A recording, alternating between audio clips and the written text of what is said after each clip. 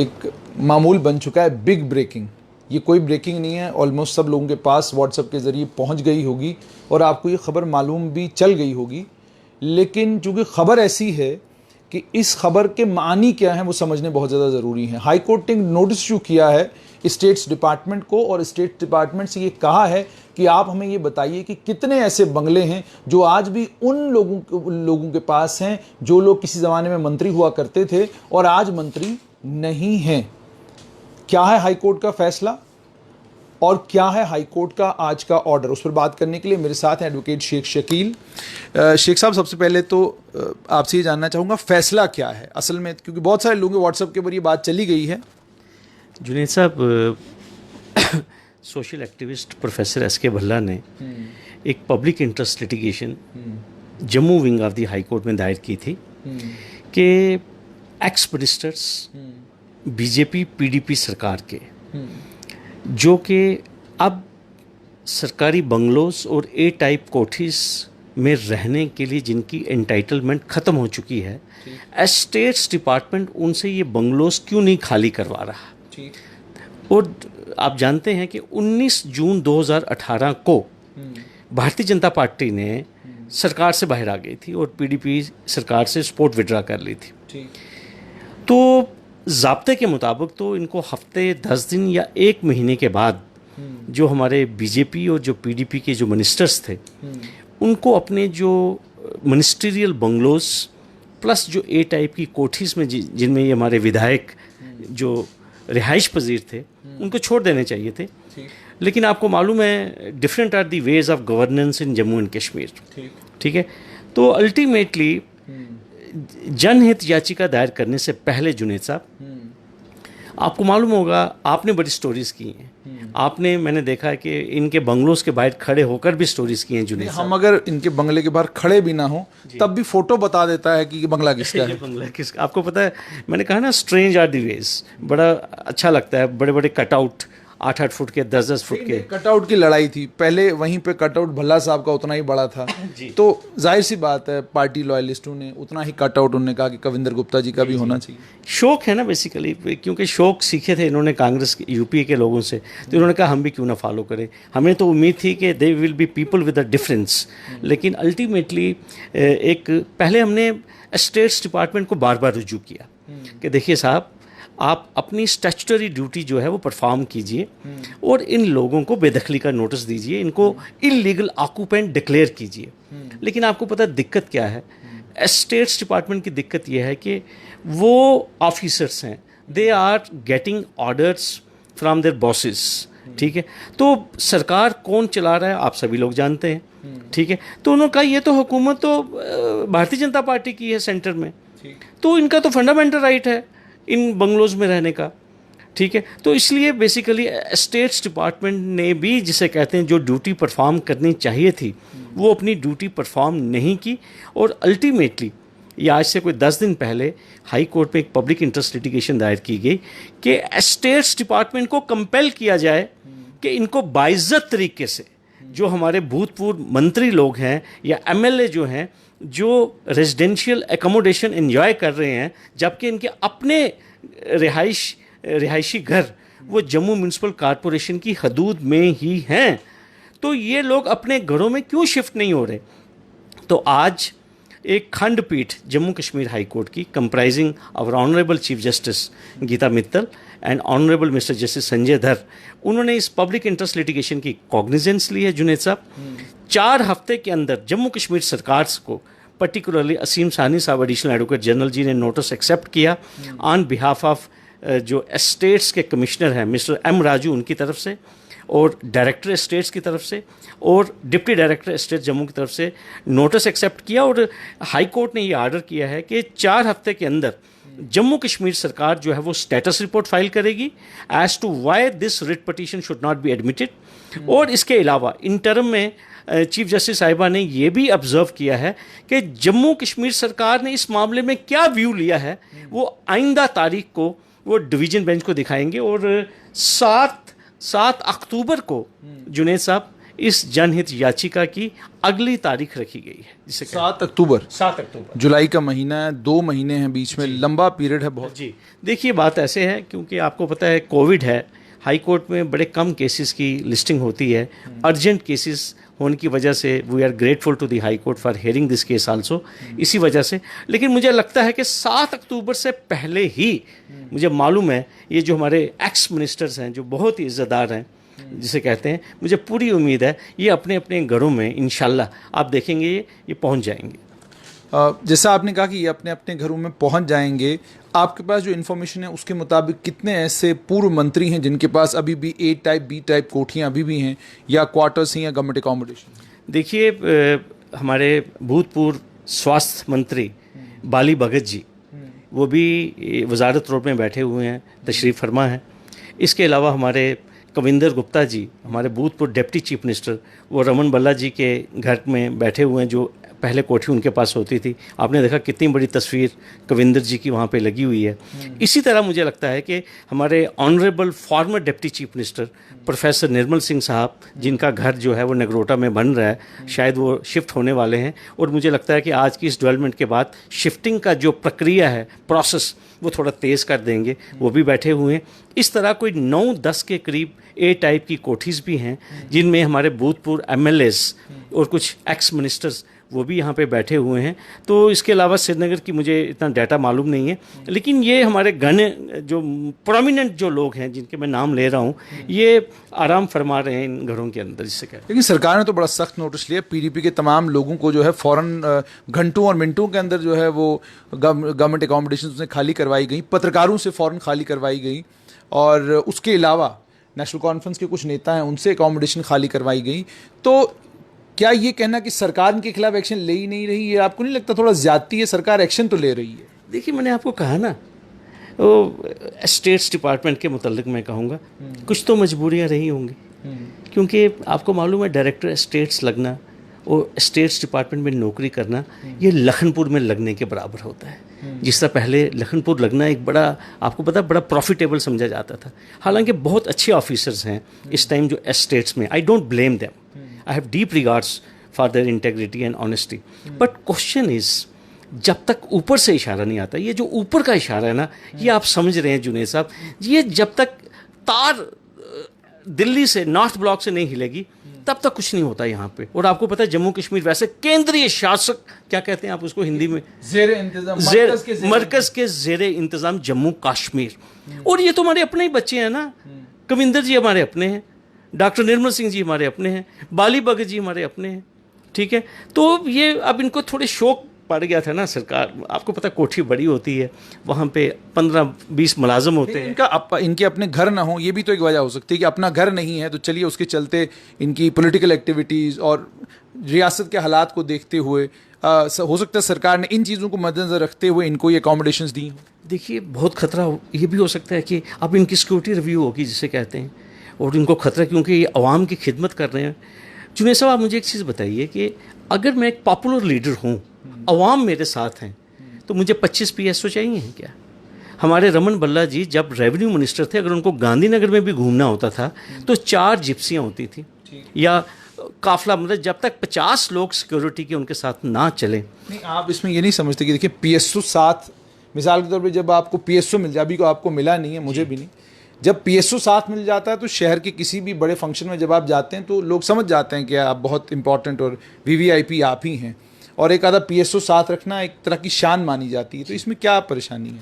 देखिए, परेशानी ये है, जब आप किसी पब्लिक ओहदे पे, when you are a public man, supreme court कहती when you lose that status, ये मैं नहीं कह रहा, ये सुप्रीम कोर्ट कह रही है, जिसका जो लफ्ज़ है एज पर आर्टिकल 141 जो सुप्रीम कोर्ट ने कह दिया वो फाइनल है, वो कानून है पूरे टेरिटरी ऑफ इंडिया के ऊपर, ठीक है। सुप्रीम कोर्ट कहती है कि अगर मैं डिप्टी चीफ मिनिस्टर था या मैं रेवेन्यू मिनिस्टर था, if the government has fallen, if I lost that status, I am required to vacate that accommodation, ठीक है। क्योंकि वो बंगला जो बना है वो एक मिनिस्टर के लिए बना है, हमारे यहाँ कहते हैं चीफ जस्टिस रेजिडेंस, हमारे यहाँ कहते हैं चीफ सेक्रेटरी रेजिडेंस, वहाँ ये नहीं लिखा जाता शकील अहमद रेजिडेंस, वहाँ ये नहीं लिखा जाता Junaid Ahmed residence. These residencies are meant for the people who are in power and who are constitutional functionaries. But once there is no assembly, assembly is gone, ठीक है, and once you have lost the status of being a minister, ठीक है, आप किन कदरों के ऊपर आप उस घर में बैठे. अब देखिए ऐसे ऐसे लोग जिन्होंने कसम खाई थी सरकारी अकोमोडेशन नहीं छोड़ेंगे, उनको भी छोड़नी पड़ी. मेरे ज़राए ये भी कहते हैं कि जम्मू में यूसुफ तारिगामी साहब से घर खाली कराया गया. जम्मू में हमारे टावरिंग लीडर हर्षदेव सिंह जी हैं, मैंने सुना वो कहीं आजकल सैनिक कॉलोनी में रहते हैं.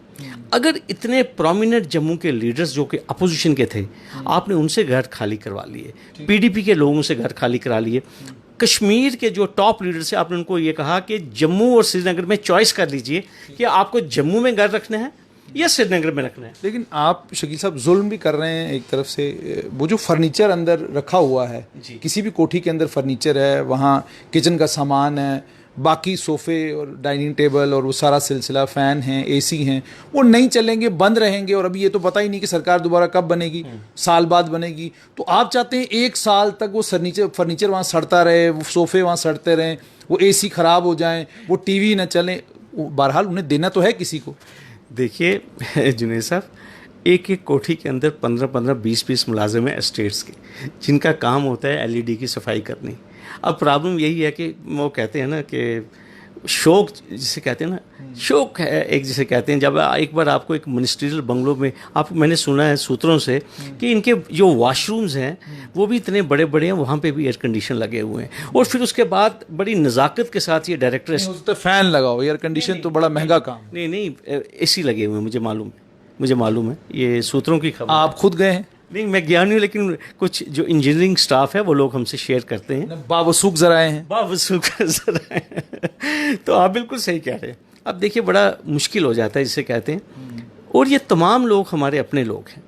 प्रोफेसर निर्मल सिंह जी हमारे अपने हैं जिसे कहते हैं. मैं अभी उनका कल इंटरव्यू सुन रहा था, वो कह रहे थे 80 लाख रुपए मैंने बैंक से लोन लिया है. और वो कह रहे थे कि अगर मैंने 20 गुत्थियाँ सीमेंट भी मैं मंगवाता हूँ ना, तो मैं ऑनलाइन मंगवाता हूँ. I really respect. उन्होंने ये, मैंने कल ही उनका वीडियो मैंने सुना, और उन्होंने ये भी कहा कि मेरा घर ऑलमोस्ट मुकम्मल जो है नगरोटा में हो चुका है, and I am going to shift very shortly.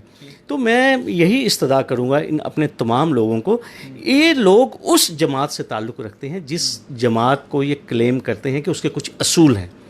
इन लोगों ने 30-30, 35-35 साल शाखाएं अटेंड की हैं जहाँ पे प्रिंसिपल्स की बात, जहाँ पे असूल सिखाए जाते हैं. ठीक है, तो जब इन लोगों ने इस किस्म की जमात से ये ताल्लुक़ रखते हैं, जो लोग कहते हैं we are with a difference, हम यूपीए से हटके हैं, हम कांग्रेस से हटके हैं, तो हम यही चीज़, हमने ये याचिका भी इसलिए दायर की ताकि हम अपने अवाम को ये बता सकें कि ये जो बंगलोज हैं जिसे कहते हैं, आप देखिए अल्टीमेटली आप देखिए, अभी 1 महीना पहले, अभी शायद हफ्ता या 10 दिन पहले, प्रियंका गांधी वाड्रा को जो सेंट्रल एस्टेट्स डिपार्टमेंट है, आप नाराज़ हैं उससे कि उनसे क्यों खाली करवाया आपने? नहीं, मेरी तो कोई वाबस्तगी है ही नहीं ना. ऐसा आप नाराज़ हैं ना क्योंकि आप बार बार उनका जिक्र नहीं, मैं इसलिए जिक्र कर रहा हूँ. देखिए मैं इनको यही याद दिलाना चाहता हूँ, अगर आप एक अच्छी सरकार की बात करते हैं, you talk of governance, you talk of providing good government, और अगर आपको लगता है कि प्रियंका गांधी इलीगल ऑक्यूपेंट है, तो आप प्लीज़ अपना स्टेटस भी तो जनता के सामने शेयर कीजिए. Under what law, under what right, after 19th June 2018 you overstayed in the government accommodations where you were not entitled after 10 days or 15 days. This is my point. यानी आप ये चाहते हैं कि अब आपको क्या लगता है, आप आश्वस्त हैं कि अक्टूबर का महीना आने से पहले ये तमाम जो सरकारी बंगले हैं वो खाली हो गए होंगे? इंशाल्लाह मुझे रूल ऑफ लॉ पे पूरी उम्मीद है. डिवीजन बेंच ने कॉग्निजेंस लिया है, और मुझे मालूम है this matter is going to be noticed by the MHA, by our honorable Prime Minister, by our honorable Home Minister, जो इस देश को चला रहे हैं. शकील साहब, ये तो आपने PIL जनहित याचिका, ये जो आपने जनहित याचिका दायर की है, इस PIL में आपने ये तो उनसे पूछ लिया कि जनाब फलां लोगों ने सरकारी बंगले जो हैं उन सरकारी बंगलों में अभी भी बैठे हैं जबकि हुकूमत चली गई है। लेकिन क्या कभी आपने स्टेट्स डिपार्टमेंट से या हुकूमत से ये सवाल पूछा कि हर साल आपको इन बंगलों को क्यों रिपेयर करना पड़ता है, हर साल आपको मैट क्यों बदलने पड़ते हैं, हर साल आपको एसी क्यों बदलने पड़ते हैं, हर साल आपको कर्टन्स क्यों बदलने पड़ते हैं? कई जगह तो मैंने सुना कि महीनों महीनों में कर्टन बदल रहे हैं, रंग पसंद नहीं आए, 4 बार कर्टन बदलवाए गए। तो ये जो करोड़ों रुपया वहाँ पे भी खर्च हो रहा है, ये बहुत सारे दोस्त हमारे नाराज़ हो जाएंगे। मैं बोलूँगा कि बार बार ये कहा जाता है जी फलां चीज़ को आपने JNU में ये क्यों दे दिया, इनकम टैक्स वालों का, हमारा इनकम टैक्स का पैसा है ये, हमारा इनकम टैक्स का पैसा है ये। तो ये जो हमारा इनकम टैक्स का पैसा है ये बाबू के कोठे पे खर्च हो जाए आपको चलेगा, आप उसमें जनहित याचिका दायर नहीं करते। सोफ़ा जो है 3-3 बार रिप्लेस हो जाए आपको वो भी चलेगा। यानी बाबू कुछ भी कर ले, वो क्या कहते हैं अपनी बिल्डिंग को 4-4 बार बनवा ले, आप उसके ऊपर बात नहीं करेंगे। आप बात करेंगे कि कविंदर गुप्ता ने अभी तक सरकारी बंगला क्यों नहीं छोड़ा, डॉक्टर निर्मल सिंह ने सरकारी बंगला क्यों नहीं छोड़ा, या फलां। क्या इसकी वजह ये है कि आप जानते हैं कि सरकारी लोग खाली करेंगे नहीं, सरकारी लोगों से हिसाब किताब मांगा जाएगा नहीं। ये बेचारे गैर सरकारी सियासी लोग मुश्किल से इन्हें कोई साल 2-3 के लिए या 5 साल के लिए कोई सरकारी बिल्डिंग मिल जाती है, बंगला मिल जाता है, थोड़ा सुकून आराम से बेचारे बैठते हैं। पूरी ज़िंदगी धूप में, कड़कती धूप में इन्हें निकाली होती है, आप इनके पीछे पड़े हुए। जुनैद साहब, जो आपने बात की ना, मैं आपको बड़ी मज़ेदार एक बात कहूँगा। States department, if I am told, states department का काम है आपको आराम व आसाइश पहुँचाना। ठीक है, मुझे मीन्स जो लोग people are in power, VVIPs, ठीक है। इसका एक आप देखिए, हमारे यहाँ पर एक डिपार्टमेंट है, उसे प्रोटोकॉल जिसको कहते हैं, उसका नाम ही था तवाज़ा, ठीक है। तो उनका काम है कबाब बनाना, यखनी बनानी। इसी तरह स्टेट्स डिपार्टमेंट का काम है कि अगर suppose if I am appointed as a minister, तो अगर मुझे उनका कालीन पसंद नहीं आए और मेरी बेगम कहे कि कालीन ऐसा चाहिए, तो वो शाम तक 2 घंटे में वो कालीन पहुंच जाता है, उसका कोई टेंडर नहीं निकलता। एक तो क्योंकि देखिए ना, ये लोग जो रियासत की या यूटी की जो सेवा में जो लोग लगे हुए हैं, चाहे पॉलिटिशियंस हैं, मिनिस्टर्स हैं, तो उनकी सेवा में स्टेट्स डिपार्टमेंट रहता है। मैं आपको क्यों कह रहा हूँ कि आप जाकर कभी अगर इन कोठियों में आप देखेंगे, क्या आप इस पर जनहित याचिका जो मैंने कहा इस पर दायर करेंगे कि कितना एक्सपेंडिचर जो है इन बंगलों के ऊपर, करोड़ों रुपया खर्च किया जाता है इनकी रिप्लेनिशमेंट के लिए, इनको दोबारा से इनकी मेंटेनेंस के लिए, इनमें साजो सामान लाने के लिए, टेलीविज़न बार बार बदले जाते हैं, और यहाँ तक तो हद है कि जो कपड़ा इस्त्री करने वाली प्रेस होती है वो भी जो है आयरन वो भी बदली जाती है। जुनैद साहब, मैंने आपको पहले कहा, हमारी रियासत जो है ना, अक्सर अब हमारी यूटी मरकज़ के ज़ेरे इंतज़ाम जम्मू कश्मीर, बेसिकली ये जो हमें शौक पड़े हुए हैं ना, पिछले 50, 60, 70 सालों से शौक पड़े हुए, ठीक है। अभी देखिए ना, खूबसूरत रियासत है, जन्नत बेनज़ीर। यहाँ पे कोई भी अगर कोई मिनिस्टर या VIP आता है, तो आपको पता है उसको हम टांग मर्ग ले जाते हैं, उसको हम वहाँ पे डाची गांव ले जाते हैं। हमने इतनी शानदार आराम गाहें बनाई हुई हैं, इतने शानदार ये बंगलोज़ बनाए हुए हैं। आप देखिए बाहर की रियासतों में जिसे कहते हैं, वहाँ पे देखिए मिनिस्ट्रियल बंगलोज़ कितने हैं, और जम्मू कश्मीर में देखिए कि मिनिस्ट्रियल बंगलोज़ कितने हैं, उनका साइज़ देखिए, उनकी एकोमोडेशन देखिए। और मैं आपको ये चीज़ बता दूं, आप दिल्ली में चलिए, आप साउथ एवेन्यू में जाके देखिए, MP को एक फ्लैट मिलता है, मेंबर पार्लियामेंट को, ठीक है। और आप यहाँ की एकोमोडेशंस देखिए, यहाँ के जो हमारे मिनिस्टर्स एकोमोडेशन जो एंजॉय करते हैं, उसके आगे जो लॉन्स हैं, जो पार्किंग्स हैं, और फिर उसके बाद सबसे बड़ी बात, फ्लीट ऑफ व्हीकल्स, गाड़ियाँ कितनी। आप देखिए ना, शौक की मैं बात कर रहा हूँ, हमारे ताराचंद जी थे भूतपूर्व उप मुख्यमंत्री, 22 गाड़ियाँ थी उनके पास। वो minister for housing and urban development थे, उन्होंने JDA से भी ये गाड़ी मंगवा ली, उन्होंने म्यूनसिपल कॉरपोरेशन से भी ये गाड़ी मंगवा ली, उन्होंने लॉडा से भी ये गाड़ी मंगवा ली, directorate of urban local body से भी मंगवा ली। तो केवल जी के पास भी गाड़ी होती थी, जितने भी उनके PROs थे या उनके एडिशनल PROs थे, सबके पास एक एक गाड़ी थी। इवन जो पुलिस की जिप्सीज थी, उनका भी जो पेट्रोल था वो जम्मू म्यूनसिपल कॉरपोरेशन ऑनर करता था, स्लिप्स जाती थी। साफ तौर पे दिखता है कि आप ही कह रहे हैं कि जो मरकज़ के ज़ेर इंतज़ाम इस वक्त जो जम्मू कश्मीर है, इससे पहले जब हम एक रियासत हुआ करते थे उस दौर में नेशनल कॉन्फ्रेंस, कांग्रेस, पीडीपी और जो पार्टियां हुकूमत में रही, उन तमाम पार्टियों के लीडरों ने भी, मिनिस्टरों ने भी प्रोटोकॉल भी एंजॉय किया, बंगलों के अंदर भी रहे और तमाम चीज़ें। अब आपको नहीं लगता ये ज़्यादती है बीजेपी के साथ कि एक तो सरकार में 3-3.5 साल बीजेपी के लोग रहे और उसके बाद आपने यूनियन टेरिटरी बना दिया, मरकज़ के ज़ेर इंतज़ाम कर दिया। अब मरकज़ के ज़ेर इंतज़ाम करने के बाद कम से कम 5 साल 6 साल तो मतलब इतना तो बनता है, उनका भी हक है कि 5-6 साल जो है सरकारी जो एकोमोडेशन है उस एकोमोडेशन में रहने में उनका भी हक बनता है। यहाँ सालों लोग सरकारी एकोमोडेशनों में रहे हैं। वैसे जुनैद साहब, मुझे आपका जो बात करने का जो अंदाज़ है बड़ा पसंद आ रहा है।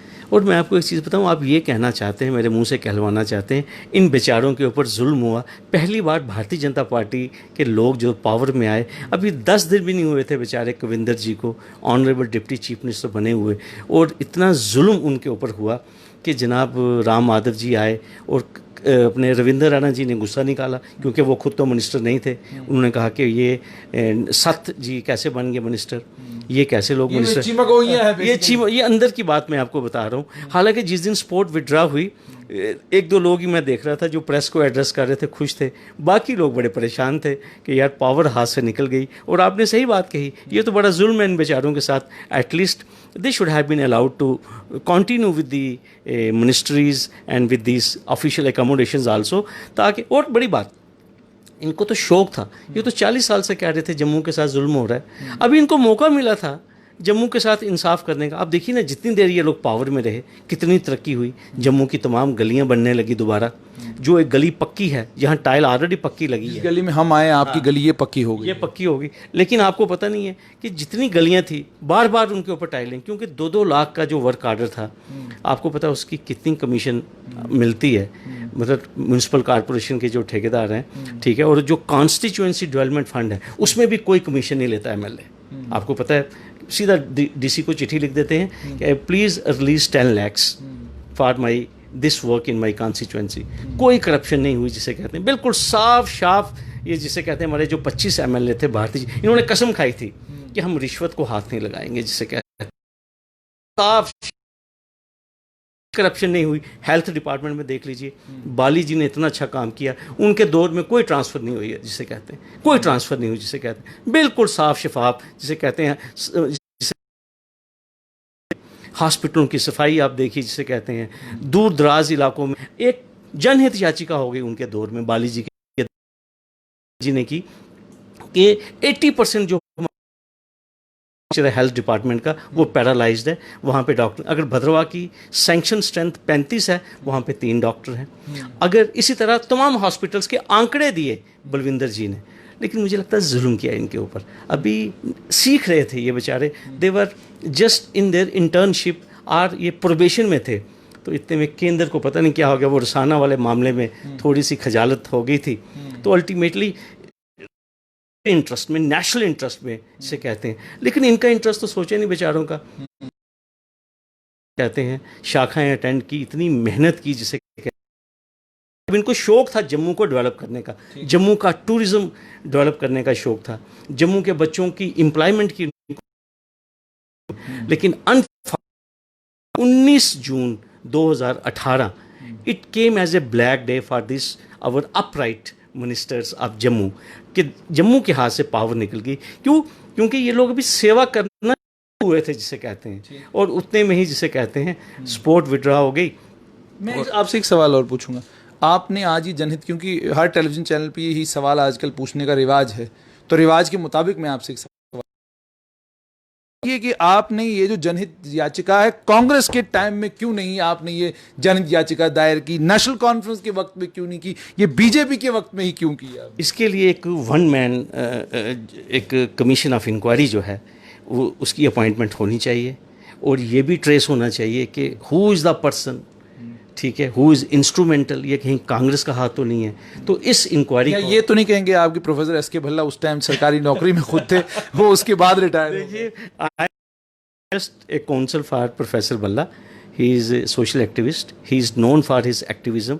वो RTI का पूरा इस्तेमाल करते हैं, और उनका जो कंट्रीब्यूशन है वो आपके सामने है। He is the one person who despite being in service, मैं आपको ये बता दूं, इन अकाउंट चेक कर सकते हैं, he had been filing complaints of जैकफेड, वेरियस स्कैम्स ही हाईलाइटेड। ठीक से याद है, हाँ, उन्होंने बहुत सारे मामला।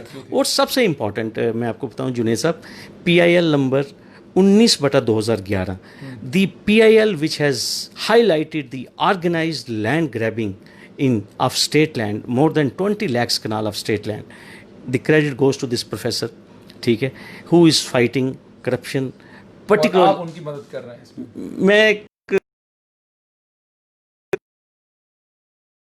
लीगल एंगल से करूं, and I am really grateful for the lovable support from all the corners including your good self, और particularly the civil society which has been encouraging us, providing us the inputs। ये उन्हीं inputs की बुनियाद के ऊपर है। मुझे पूरा याद है, आप माइक लेकर कविंदर जी की कोठी के बाहर खड़े थे और आपने ये कहा था कि ये लोग, इन लोगों को मॉरल करेज, स्ट्रेंथ दिखानी चाहिए, voluntarily vacate this government accommodations. और आज आप ये देखिए कि रिज़ल्ट ये है कि आज ये मामला हाई कोर्ट में पहुंचा, and high court has taken cognizance of this PIL। No, the issue is in the अदालत ऑफ द पब्लिक। बहुत बहुत शुक्रिया। तो ये थे एडवोकेट शेख शकील। जनहित याचिका दायर हो चुकी है। इस जनहित हाई कोर्ट ने नोटिस निकाला है और सरकार से ये पूछा है कि आप बताइए कि इस समय स्थिति क्या है, ये बताइए कि कितने ऐसे मंत्री, पूर्व मंत्री हैं सरकारी एकोमोडेशन है। मामला सिर्फ इतना है कि एक ज़माने में हम लाल बहादुर शास्त्री की बात करते थे और उन पूर्व प्रधानमंत्री की बात करते थे, और उनको श्रद्धांजलि देते वक्त हम लोग अक्सर ये बोला करते थे कि अगर आपको किसी बनना हो, नेता बनना हो, तो लाल बहादुर शास्त्री से सीखिए कि जीवन सादा होना चाहिए। और इतिहास के पन्ने पलट कर देखेंगे तो अटल बिहारी वाजपेयी और लाल कृष्ण आपको मॉडल नेता जरूर मिलेंगे। लेकिन जनता पार्टी के लोग, राष्ट्र स्वयंसेवक संघ हो या बाकी से जुड़ी हुई एफिलिएट ऑर्गेनाइजेशंस हो, जिनके लोग एक खाकी तंबी कुर्ते और चप्पल में पूरा भारत का भ्रमण करते थे, और उनके भारत भ्रमण है कि आप आज कुर्सियों पर बैठे हैं, क्या वो बीजेपी के नेताओं में समय में नजर आएगी? आएगी तो आपके सामने जरूर लाएंगे। दीजिए इजाजत, आदाब।